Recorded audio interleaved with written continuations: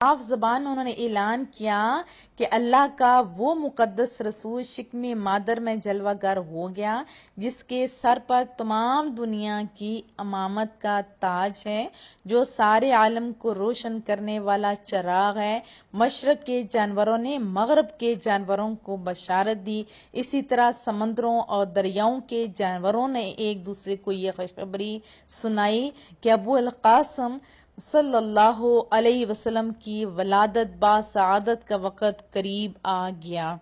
سے کچھ بھی وہی تو نہیں ہے، مالک کچھ بھی کر سکتا ہے۔ اگر ہمارے جسم کے سارے گوشت کے حصے ہیں لیکن کوتے گویائی کس کو دی؟ زبان کو دی۔ وہ مالک ہے، دے سکتے ہیں۔ ابھی کوئی تعلیم کے لیے خالی جاتا ہے تو کیا ہوتا ہے؟ تک دعائیں دے رہی ہوتی، ہم نہیں سنتے تو یہ اور بات ہے نا، لیکن مالک کو تو پتہ ہے۔ مصطفیٰ کریم نے بتایا، ہمیں یقین ہے۔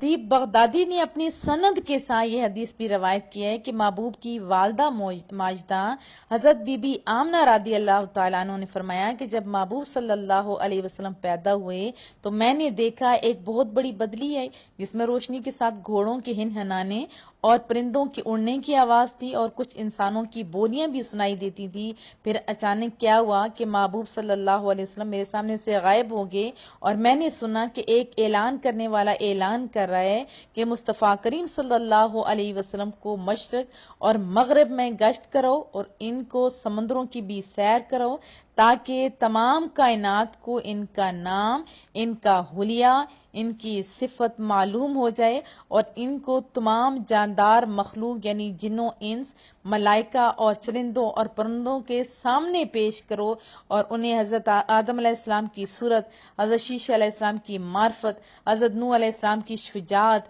حضرت ابراہیم علیہ السلام کی خلت، حضرت اسماعیل علیہ السلام کی زبان، حضرت اسحاق علیہ السلام کی رضا، حضرت صالح علیہ السلام کی فصاحت،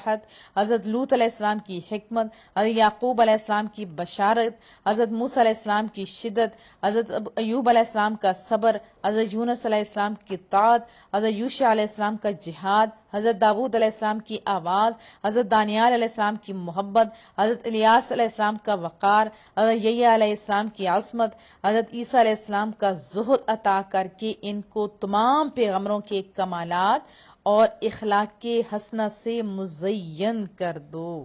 کے بعد کیا ہوتا ہے؟ بادل چھٹ گیا۔ پھر میں نے دیکھا کہ آپ ریشم کے سبز کپڑے میں لیٹے ہوئے ہیں، اس کپڑے سے پانی ٹپک رہا ہے اور کوئی اعلان کر رہا ہے کہ واہ، کیا خوب محمد صلی اللہ علیہ وسلم کو تمام دنیا پر قبضہ دے دیا گیا اور کائنات عالم کی کوئی چیز باقی نہ رہی جو ان کے قبضہ اقتدار، غلبہ اور اطاعت میں نہ ہو۔ اور پھر وہ کہتی ہیں میں نے چہرے انور کو دیکھا تو 14ویں کے چاند کی طرح چمک رہا تھا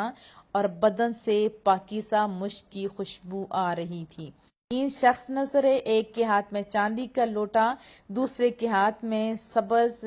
زمرد کا تشت، تیسرے کے ہاتھ میں ایک چمکدار انگوٹھی تھی۔ انگوٹھی کو 7 مرتبہ دھو کر اس نے محبوب کے دونوں شانوں کے درمیان مہر نبوت لگا دی، پھر مصطفیٰ کریم کو ریشمی کپڑے میں لپیٹ کر اٹھایا اور ایک لمحے کے بعد میرے سپرد کر دیا گیا۔